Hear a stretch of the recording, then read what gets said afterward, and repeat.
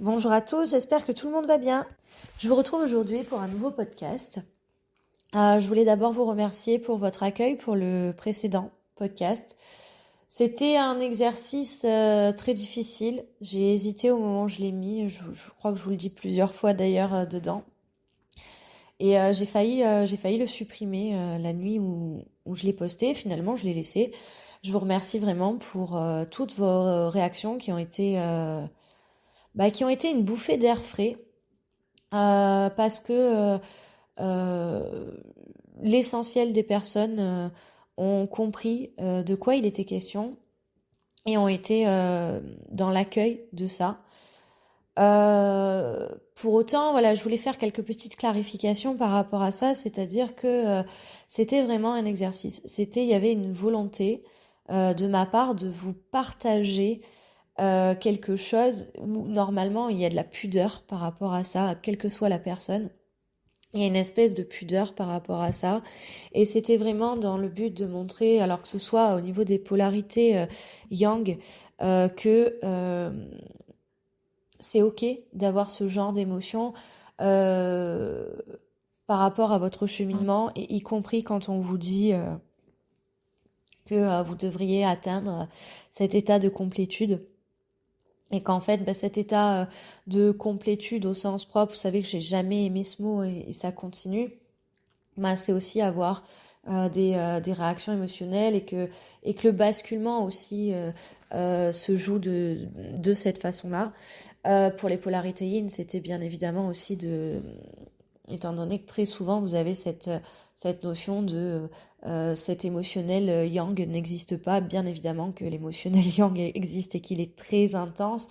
Ce qu'il faut quand même rajouter, c'est que là, il a été montré de manière intense parce que j'étais dans une situation émotionnelle de débordement et que vraiment j'ai utilisé ce débordement euh, pour faire un podcast et que le fait de parler faisait déborder cet émotionnel. Sans parler, ça n'aurait pas été comme ça. Fort heureusement, je ne me trouve pas dans ces situations tous les jours. Fort heureusement, le plus gros de cette crise est passé au niveau de l'intensité de l'émotion. Je suis encore dans des émotions intérieures, des fluctuations émotionnelles, puisque quelle que soit votre polarité, vous allez apprendre tous les jours à gérer et à accueillir cet émotionnel qui est fluctuant, autant dans les bonnes émotions et que dans les mauvaises émotions. Il n'y a pas vraiment d'ailleurs de mauvaises émotions, on est plus dans des émotions qui viennent donner des indicateurs. Ce que je voulais rajouter aussi, c'est que pour les hommes de polarité yang, il n'y aura pas ce genre de crise émotionnelle où ça peut arriver, mais de manière très très très succincte et très très rare et pas autant de temps. Là, le temps, c'était vraiment parce que je parlais, parce que je vidais, parce que je donnais tous les éléments dans la chronologie. J'ose espérer que vous avez vu les liens de cause à effet et la chronologie yang qui avait là-dedans. Mais voilà, vraiment pour les hommes yang, il peut y avoir donc cette intensité émotionnelle qui est ressentie, mais il n'y aura pas cette réaction émotionnelle qui était quand même très féminine et forcément les féminines yin ou yang du coup savent que voilà que c'est quand même assez typiquement féminin euh, d'oser être dans l'émotionnel même si c'est quelque chose de difficile.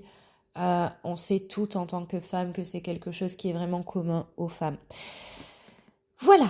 Euh, je vous retrouve aujourd'hui. Donc j'avais dit que j'allais prendre un petit peu de recul sur cette chaîne, mais finalement j'ai décidé que non. Tout simplement parce que j'avais présumé ce besoin-là au moment où j'ai enregistré le podcast. Je pensais vraiment avoir le besoin de ce recul parce que euh, par rapport à là où j'en suis dans mon cheminement et dans mon lien, je pensais avoir ce besoin de recul et finalement non. Non, puisque je travaille au quotidien avec des personnes qui sont en lien et qu'il est hors de question que je laisse tomber cet aspect-là, cet aspect qui me tient à cœur. C'est vrai que quand on avance et quand on en arrive à ce que je vous ai exprimé la dernière fois, il s'avère que on n'a plus ce besoin, cette notion de mon lien, mon autre, cette appellation, que ce soit flamme jumelle, que ce soit diade perpétuelle ou quoi que ce soit. En fait, on s'en fiche, on sait ce qui se passe, on sait ce qu'on vit, on sait ce qu'on ressent, on sait ce qu'on a vécu et donc on s'en fiche. Pour autant, ben, c'est quand même important de continuer puisque le cheminement continue quoi qu'il arrive et surtout les personnes qui me suivaient n'êtes pas au même endroit forcément, certaines y sont, certaines même l'ont dépassé et savent exactement de quoi je parle. Du coup, d'autres personnes ont besoin et je continuerai à travailler, à œuvrer dans ce sens auprès de vous, tout simplement parce que j'estime aussi que c'est vers là que je veux continuer.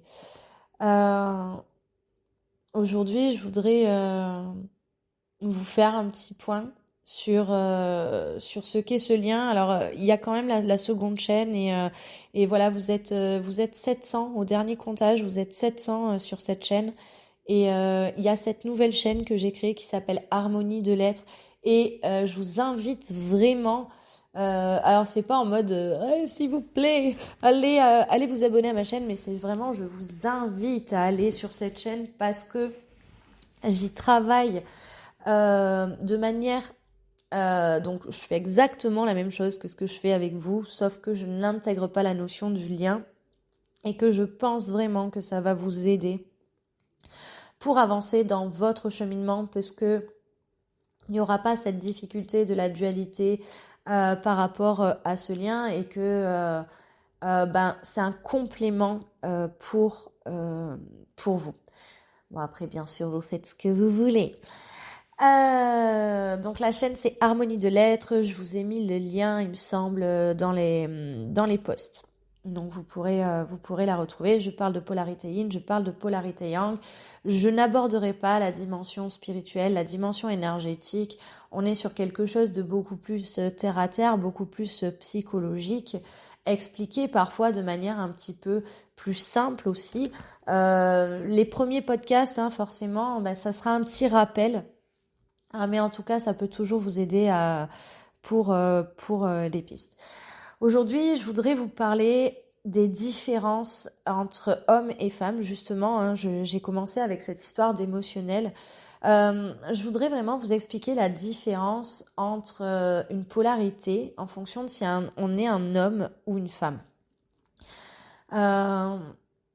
Lorsqu'on parle d'énergie, l'énergie yang et l'énergie yin, on est vraiment donc dans les énergies selon le Tao. Donc l'énergie yang est une énergie masculine.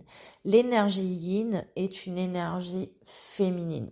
Donc vous reprenez, vous le savez hein, depuis, grosso modo, tout ce à quoi ça ressemble, c'est cette énergie. Donc l'une ne va pas sans l'autre. Fondamentalement, on est un petit peu des deux équilibrés. Oui, mais non. Je bois 2 secondes. De base, un homme est d'énergie yang et une femme est d'énergie yin. Par rapport à ces notions de profil d'attachement, par rapport à toutes ces choses qui ont fait qui ont conditionné un petit peu notre personnalité. Ce qu'on se rend compte, c'est que il peut y avoir des femmes du coup de polarité yang, et je parle bien de polarité yang, c'est-à-dire qui ont pris une énergie yang et des féminines des hommes yang et des hommes yin qui sont du coup dans leur énergie féminine. Être dans son énergie féminine pour un homme ne veut pas dire que vous êtes efféminé. Tout comme être dans votre énergie masculine chez une femme ne veut pas dire que vous seriez... Alors généralement on entend garçon manqué ou ce genre de choses, absolument pas. De la même façon que être de polarité yin pour une femme ne veut pas dire que vous êtes forcément féminine sur vous, dans ce qu'on appelle être féminine communément, vous voyez. Euh, Tout comme être de polarité, je vais y arriver, être de polarité yang pour un homme ne vous rendra pas plus viril que être de polarité yin. Alors du coup, quelles seraient les différences quand même entre les deux, hommes et femmes?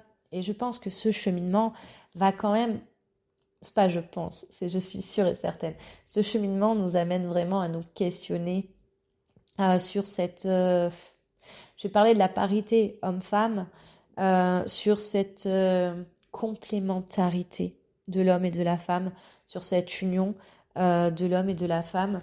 Euh, alors, sur cette position de l'homme et de la femme dans la notion, dans l'aspect co-créateur de ce monde.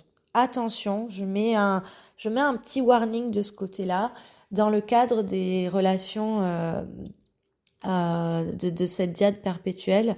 Nous avons des liens homosexuels, d'accord? Et donc, qu'on soit bien d'accord dans ce que j'exprime au niveau de cette complémentarité homme et femme, c'est absolument pas pour euh, enlever quelque chose au couple homosexuel ou les différencier plus que ça.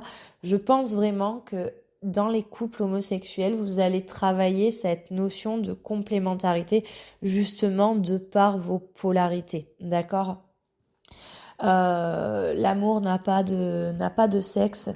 Et voilà, je tiens vraiment à le dire parce que c'est vrai que forcément le questionnement sur homme, femme, relation homme et femme, bah du coup, si on est dans un couple de femmes et de quoi est-ce qu'elle est en train de nous parler, ça veut dire que c'est pas magique. Non, pas du tout, ça n'a rien à voir. Par contre, au niveau la polarité, ça va ramener à un questionnement sur cette complémentarité de l'homme et de la femme, sur la place aussi de l'homme et de la femme euh, dans notre société, dans notre vie, dans notre monde. Et ça va ouvrir aussi à de nouvelles questions. Je n'ai peut-être pas toutes les informations de ce côté-là. En tout cas, si vous êtes un homme de polarité yang et si vous êtes une femme de polarité yang, les challenges ne vont pas être les mêmes. Si vous êtes une femme de polarité yin et si vous êtes un homme de polarité yin, les challenges ne vont pas être les mêmes. Les femmes de polarité yin, vous êtes donc dans votre énergie yin. Et pourtant, vous serez un profil insécure quand même. Parce qu'on pourrait dire, mais comment? Lily, elle a dit, si on est l'énergie yin, on est dans notre énergie. Vous êtes dans votre énergie féminine. Et donc, votre challenge pour les polarités yin féminines, bah, ça ne va absolument pas être au niveau de cette énergie féminine, puisque ça, ce sont vos acquis, ce sont vos fondamentaux. Vous les avez. Donc vous, en fait, le challenge, c'est alors ce qu'on va appeler, si on va un peu plus, si on creuse un peu plus, une femme de polarité yin sera dans son énergie féminine, mais sera dans son énergie yin sombre. Et donc, en fait, tout le travail va être, pour elle en tout cas, d'équilibrer cette énergie. Donc, de rester dans cette énergie. Elle n'aura pas le travail d'une polarité yang, hein, du coup, d'une féminine yang en tout cas. Elle devra équilibrer son énergie féminine yin. Ce qu'une féminine yin doit contacter, comparé par exemple à un homme qui va être de polarité yin, des aspects, certains aspects, la féminine, ce sera sa zone de force, sa zone de compétence, et une zone qu'elle va travailler, qu'elle va connaître par cœur et qu'elle va exploiter sous toutes ses formes. Chez un homme de polarité yin, qui du coup ne sera pas dans son énergie, cet homme, son challenge va être quand même d'aller contacter l'énergie yang, qui est son énergie masculine. Et donc vous voyez que déjà rien que là, le travail n'est pas le même. Le cheminement sera le même, mais le travail et les objectifs ne seront pas les mêmes. Cet homme va avoir des compétences yin, une sensibilité yin très particulière, mais par contre, ça va être très souvent, il y a une partie à son avantage, mais il y a aussi une partie tout à son désavantage.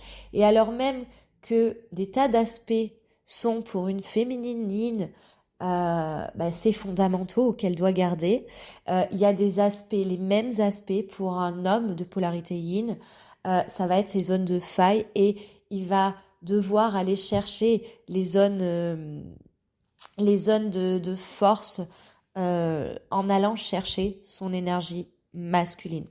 De la même façon pour les hommes d'énergie yang et donc de polarité yang qui sont dans leur énergie yang et qui ont leurs fondamentaux et qui vont être très bons dedans. Vous êtes dans une énergie yang sombre au départ, qui est trop dure, trop rigide, trop masculine, trop forte, trop contrôlante, trop dominante, trop plein de choses. Et trop ou pas assez. En tout cas, totalement trop déséquilibré. Trop dans un excès, d'un côté ou d'un autre. Et donc, justement, chez ces hommes yang, le travail va être d'équilibrer cette énergie-là. Ça va être vos fondamentaux d'hommes, d'énergie yang, vous les avez déjà. Et le travail pour vous va être vraiment un travail d'équilibrage en vous basant sur ces fondamentaux et en équilibrant ce qui est plutôt votre zone de faille. Pour les féminines yang, vous l'aurez compris, les féminines yang, vous êtes dans une énergie qui est masculine. Cela ne veut pas dire que vous êtes masculine, mais vous êtes dans une énergie qui est masculine, qui n'est pas votre énergie féminine. Et donc, ce qui peut être une zone de compétence pour un masculin yang qui va garder, il va s'appuyer dessus. Chez la féminine yang, ça restera quand même vous vous appuierez là-dessus, vous saurez faire, mais ça va être d'aller dépasser ça et d'aller chercher cette énergie féminine. Pour autant, aller chercher cette énergie féminine, ce n'est pas aller devenir une féminine de polarité yin. Hein. Vous l'avez bien compris, tout comme pour les hommes de polarité yin, ce n'est pas de devenir un masculin de polarité yang, mais c'est d'aller chercher cette énergie qui de base aurait dû être la vôtre.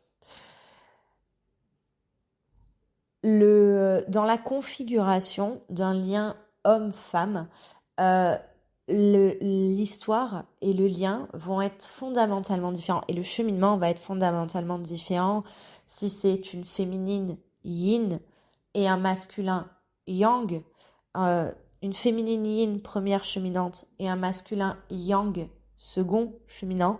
Ce n'est absolument pas la même configuration qu'un masculin yang premier cheminant avec une féminine yin seconde cheminante. Et la configuration féminine yang masculin yin second cheminant ne sera pas la même qu'un masculin yin premier cheminant et qu'une féminine yang seconde cheminante.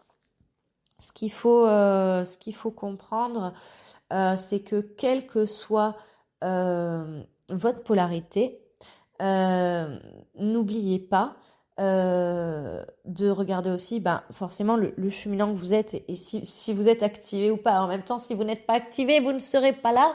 Peut-être qu'il y en a quelques-uns qui se cachent, qui sont semi-activés. On vous connaît, on vous voit. Mais voilà, généralement, à partir du moment où vous êtes activé, c'est de vraiment rester focus sur vous, sur comment est-ce que vous avancez et sur quel est votre challenge. Dans ces duos hommes-femmes, il y a vraiment cette notion de la place de l'homme et de la femme. Alors, dans la société, dans le monde, la valeur de l'homme et la femme, le soutien de l'homme et la femme, le pouvoir de l'homme et de la femme. Pour les couples homosexuels, du coup, forcément, ça va être différent. Vous allez avoir un questionnement quand même par rapport à ça. Mais donc, du coup, prenons une féminine de polarité yang face à une féminine de polarité yin. Ça va être quand même la même chose. C'est-à-dire que la féminine de polarité yin devra équilibrer son énergie yin et la féminine de polarité yang devra aller chercher son énergie féminine yin. Le questionnement va se jouer par rapport à ce que vous avez identifié comme étant les rôles de l'homme et de la femme dans la vie, dans la société. Exactement, vous avez un cheminement à faire par rapport à ça. Grosso modo, c'est très simple. Donc, chez les masculins et homosexuels, du coup, vous avez bien compris que c'est la même chose, d'accord ? Donc, l'homme de polarité yin va devoir aller quand même contacter son énergie masculine yang. L'homme de polarité yang va devoir équilibrer son énergie masculine yang. Et il y aura quand même un questionnement de le rôle de l'homme et de la femme dans la société, quel est aussi donc son rôle dans la société, etc. Et à côté de ça, donc par rapport à ce lien, à cette dimension ou quoi que ce soit, quoi qu'il arrive, ce qu'il faut se rappeler, c'est que en cheminement, ce que l'on va travailler, bon, je vais prendre forcément l'animus et l'anima, hein, mais en gros, donc ça c'est pour n'importe qui confondu, quel que soit le cheminement, quelle que soit son orientation sexuelle, d'accord ? Quelle que soit sa polarité et quel que soit son genre, du coup, ça va être d'aller regarder de toute façon dans le cadre de ce lien, il y a pas photo, c'est par rapport à vos relations. C'est votre image, donc votre animus ou votre anima. Alors, chez les féminines, y compris celles qui sont homosexuelles. Chez les féminines, yin comme yang, le rapport que vous avez par rapport au rapport amoureux, sentimental, va se jouer avec un rapport que vous avez par rapport à votre père, que vous soyez hétéro ou homo ou bi, enfin le reste, d'accord. Je fais pas de conclusion, je fais pas de liste, vous avez compris. Quoi qu'il arrive, ça va se jouer avec une compréhension, c'est un travail, c'est ce qu'on va appeler aussi la blessure au père. Il y a un truc à travailler de ce côté-là, quoi qu'il arrive. Vous allez bien évidemment travailler aussi votre blessure à la mère. De toute façon, vous travaillerez les deux parents. Mais par rapport à l'impact sur la relation sentimentale, il faut aller regarder dans ce que vous recherchez et dans ce à quoi ce que vous cherchez, ce à quoi vous faites appel ou ce que vous essayez de fuir va se jouer avec ce parent de sexe opposé. Et donc chez les masculins, ça va se passer exactement de la même façon par rapport à votre mère. Ce qu'on peut retrouver par exemple dans le cadre des liens, et c'est très souvent très très fort, c'est que dans le cadre des liens, généralement, vous allez constater chez cette personne que vous considérez comme votre autre, vous allez constater que cette personne, il y a une comparaison qui va se jouer à un endroit au niveau de vos blessures d'enfant, quoi que ce soit. Si vous cherchez, c'est justement le travail. Vous allez trouver où est-ce que ça se joue. C'est-à-dire, est-ce que je cherche la différence avec, par exemple, je suis une féminine, est-ce que je cherche la différence avec ce père ou est-ce que je recherche une similitude? Qu'est-ce qui se joue de ce côté-là? C'est un questionnement à avoir. Vous vous rendez bien compte que je ne suis pas en train de dire ce qu'il se joue, puisqu'en fonction des personnes, cela sera totalement différent. Mais il y a un aspect à aller regarder de ce côté. De la même façon, donc je suis une féminine hétéro du coup, le questionnement va se jouer par rapport donc à cet autre, à cet endroit-là, mais ça va aussi se jouer par rapport à moi, en tant que féminine qui relationne, de quelle façon est-ce que je veux être ma mère ou pas. Oh mon Dieu, pas du tout. Généralement, il y a un truc de cet ordre-là. Et donc, c'est de regarder comment est-ce qu'on observe notre relation. Donc, notre relation par rapport à ce lien, c'est là où ça se joue de la manière la plus forte, d'accord ? mais aussi par rapport à nos autres relations. C'est en fait comment est-ce qu'on a identifié, alors c'est le couple modèle parental. Alors si c'était nos parents ensemble, c'était quelque chose. Cela peut être des parents fantasmés pour les parents qui, par exemple, pour les enfants qui n'ont pas eu un ou deux des parents, ça peut être l'idée fantasmée et qu'est-ce qui colle à cette idée par rapport au couple. Donc ça, c'est quelque chose vraiment où il faut se poser la question, en tout cas par rapport à cette notion d'amour chez les féminines, ça va se jouer avec cette notion du père, l'image du père. Et pour les masculins, ça se jouera avec cette image de la mère. Voilà. Qu'est-ce que je pourrais vous dire de plus? Oui, quand on parle de féminin sacré, de masculin sacré, du coup, forcément, un masculin yang n'est pas un masculin sacré, tout comme une féminine yin n'est pas une féminine sacrée. Quand bien même on prend ces notions de féminin sacré, de masculin sacré par rapport aux polarités, d'accord?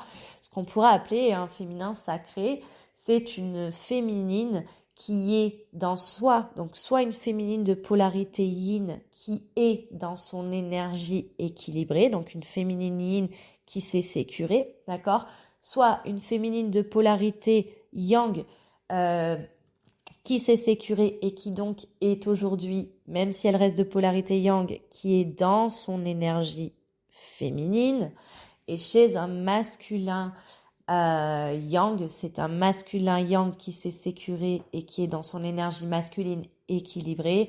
Et chez un masculin yin, c'est un masculin yin qui s'est équilibré, qui s'est sécuré et qui est allé chercher son énergie yang, qui s'est mis dans son énergie yang.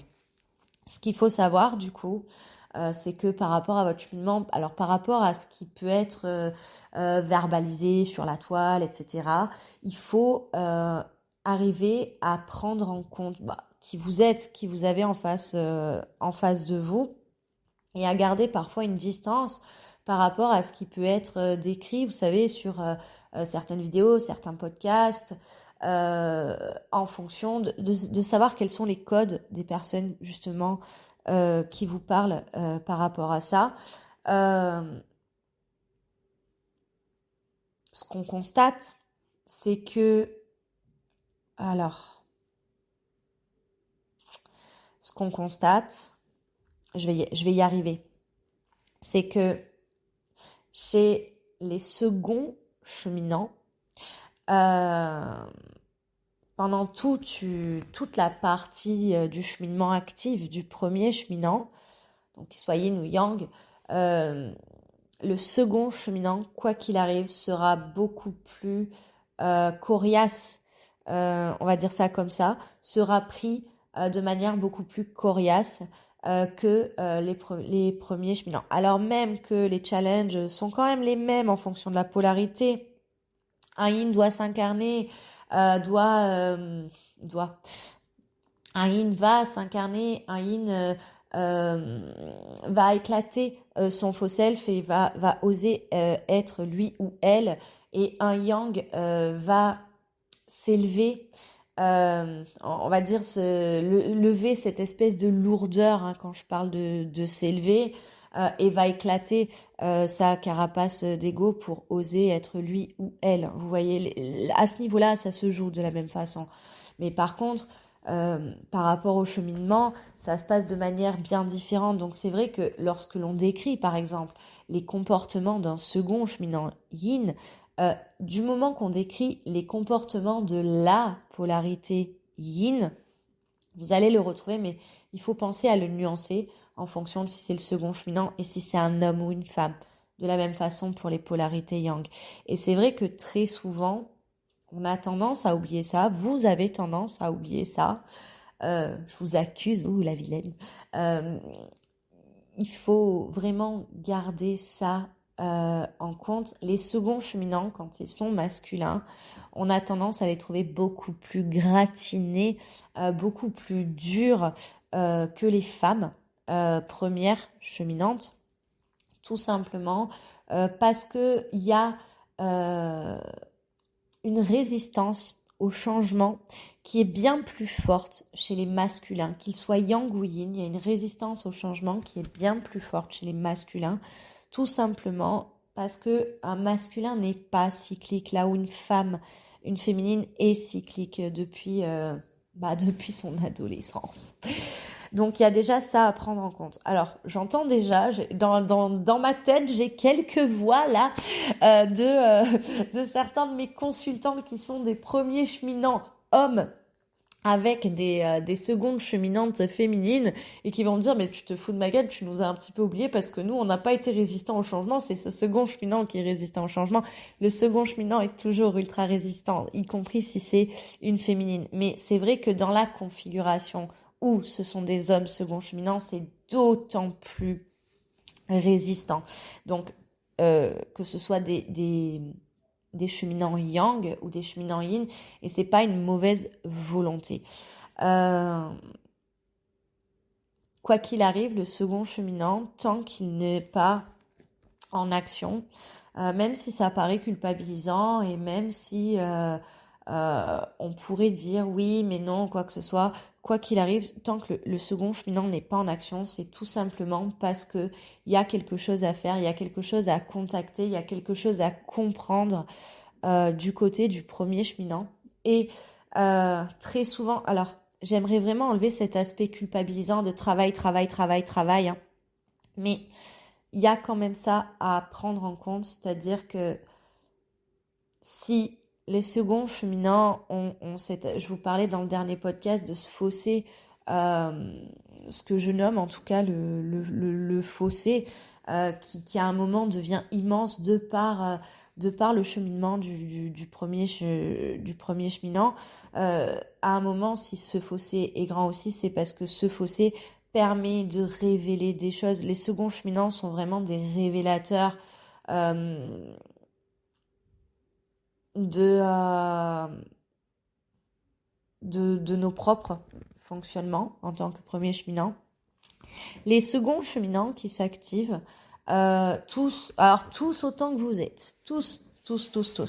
Les seconds cheminants qui s'activent, vous pouvez avoir vraiment cette sensation que votre premier cheminant, il y a un fossé entre vous parce que ce premier cheminant est dans ses travers, etc. À partir du moment où vous êtes activé, vraiment rappelez-vous. Et alors, du coup, il y a cette notion de masculin aussi qui revient pour les secondes cheminantes, qu'elles soient yang ou yin. Les secondes cheminantes qui sont face à un masculin ou des seconds cheminants homo qui sont face à un masculin. En tout cas, si vous avez un masculin en face qui est premier cheminant, sachez cette chose-là, c'est qu'un masculin, du coup, vous paraîtra d'autant plus rigide, etc. Exactement ce que j'ai expliqué de la même façon pour les premiers cheminants avec un second cheminant en face. Et vous paraîtra, le premier cheminant paraîtra toujours dysfonctionnel au second cheminant au moment où le second cheminant s'active parce que il y a des peurs, parce que il y a tout un cheminement à faire, parce que ce premier cheminant ne vous donnera pas par rapport à ce que vous devez révéler chez vous, en fait, ne vous donnera pas ce que vous voulez, mais en fait, vous donnera peut-être, c'est comme ça que le processus fonctionne, vous donnera tout simplement ce que vous avez besoin. Si c'est un homme, cela vous paraît, moi, de ce que j'ai constaté, c'est que les seconds cheminants hommes, au moment où ils se réveillent vraiment, où il y a vraiment cette notion de volonté de travailler par rapport au lien, ce que j'ai remarqué, c'est que vous êtes quand même plus enclin à comprendre ce qui se joue pour la féminine, là où les secondes cheminantes féminines, comme vous avez un masculin en face de vous et que le masculin à ce moment-là sera, donc soit vous serez, les secondes cheminantes, soit vous serez sur un yang sécuré et qui est en train de travailler, qui a un cheminement, qui a des émotions, qui a une vie, qui a une expérimentation et qui a aussi un ego, ou un premier cheminant yin qui a tout ça. Donc un premier cheminant yin qui est allé jusqu'à l'incarnation, le retrait du faux self, etc. Il aura aussi son petit ego, puisque l'ego, les deux l'ont, et les deux vont vers un ego équilibré, c'est-à-dire un ego qui s'active quand même lorsqu'il y en a besoin, parce qu'il y en a besoin par moment pour relationner, ce qui est totalement normal, puisque c'est aussi ça qui peut mettre des limites. Donc les secondes cheminantes féminines ou les seconds cheminants masculins, mais qui ont un masculin premier cheminant en face, qui est allé au bout quand vous êtes éveillé. Cette personne n'est pas plus dysfonctionnelle euh, que, euh, que ça. C'est euh, votre cheminement que de voir cette personne de manière dysfonctionnelle parce que cette personne ne vous donne pas... c'est un peu dur à formuler.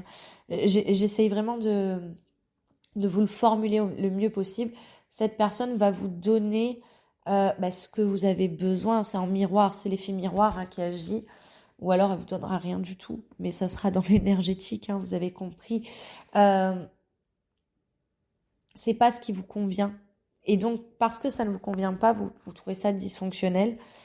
Quand c'est un homme en face de vous, c'est d'autant plus compliqué parce qu'un homme est plus rigide et moins cyclique qu'une femme. Et donc, les féminines ont plus de mal. Voilà, j'ai réussi à aller au bout. Excusez-moi.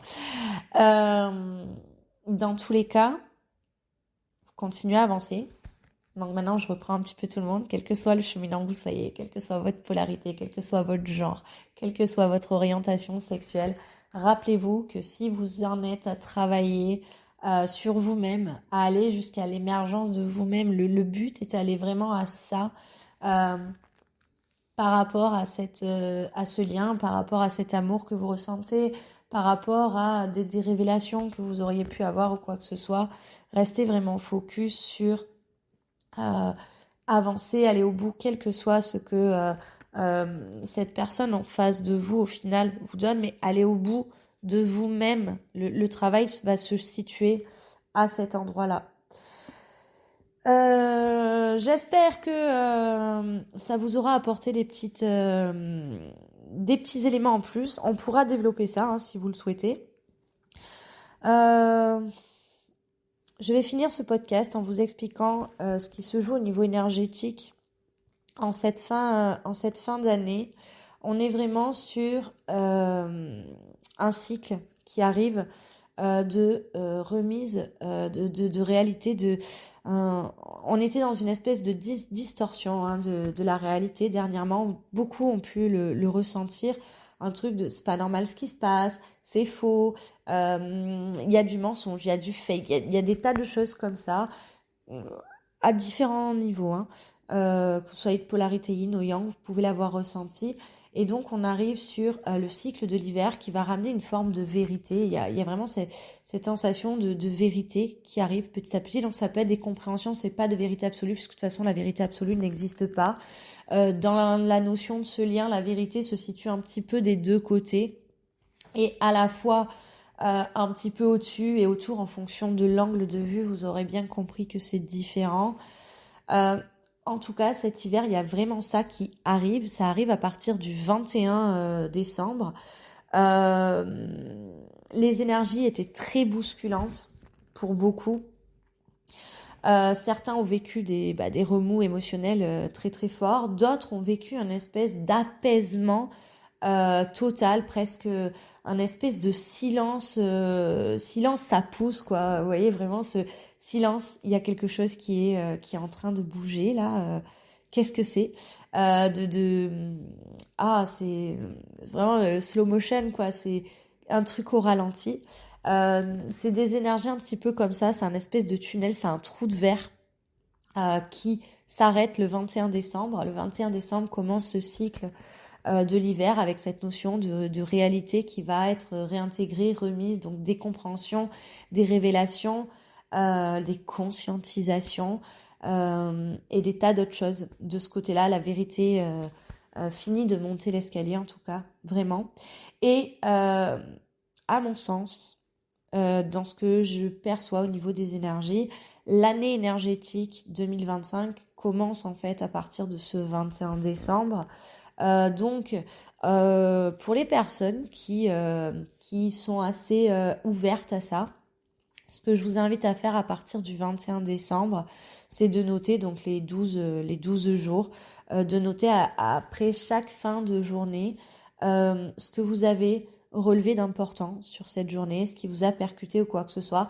Ça vous donnera aussi peut-être un petit peu la temporalité, le tempo de votre année 2025. Je vous rappelle que 2025 est une année 9, donc c'est une année de fin de cycle. Donc en termes d'énergie, ça sera une année assez intense, quelle qu'elle soit. Et ensuite, on repart pour un cycle de 9 ans. Si vous souhaitez travailler avec moi, donc je ne prends pas de vacances sur la période de Noël, je prendrai des jours off. Je les marque en story lorsque je suis en journée off. Journée off, je ne réponds à aucun message et je ne prends bien sûr aucun rendez-vous. Mais en attendant, voilà, donc je ne suis pas en vacances. Donc si vous souhaitez prendre une séance, que ce soit une séance ponctuelle ou une séance de suivi, séance de travail, séance de libération karmique, oui, j'ai oublié de le dire, pendant cette période, il y a pas mal de libération karmique. Donc si vous sentez que vous êtes dans des réactions émotionnelles exacerbées, trop fortes, trop irrationnelles, il y a vraiment cette dimension irrationnelle, c'est peut-être que vous avez affaire à du karmique. Donc voilà, libération karmique. Séance espace du cœur. L'espace du cœur, c'est un protocole qui marche vraiment très bien, que ce soit pour les polarités yang ou pour les polarités yin. Ce que je peux vous dire, c'est que l'espace du cœur vous appartient. Mais on voit vraiment des différences entre les espaces du cœur des polarités yang et les espaces du cœur des polarités yin. Et ce qui est fou, c'est que dans chaque espace du cœur, vous pouvez trouver des réponses pour votre propre cheminement. Donc en tout cas, n'hésitez pas à me contacter pour ça. Je fais aussi les guidances et donc là jusqu'au, je sais plus si j'ai mis 10 ou 15 janvier, mais je propose les guidances annuelles où c'est vraiment la guidance globale de toute l'année. On passe en revue toutes les énergies 2025. Et ce sont des guidances qui vous donnent un petit peu plus que le tempo, ça vous donne aussi des conseils.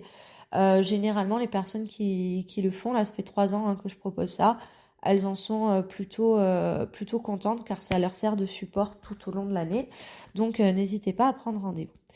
Je vous dis à très vite. Bye bye.